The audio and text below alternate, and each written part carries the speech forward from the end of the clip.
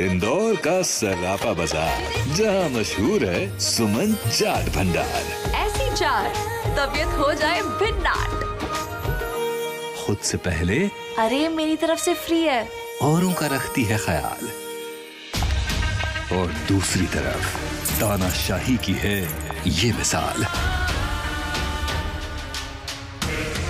जाओ, बहू के लिए चाय ले आ। जिसके पास है चाबी का गुच्छा, उसी की है घर में सत्ता।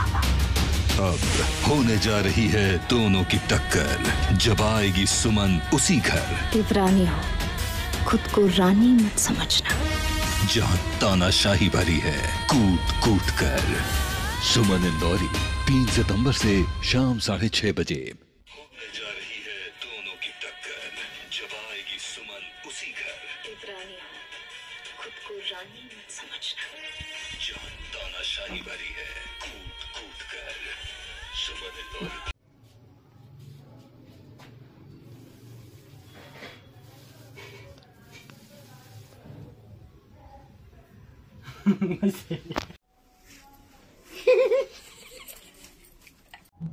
চা বউকে লিয়ে চা লেখে একটু বান হ্যাঁ বইতে যা দেখ আবার ওইটা পর দেখ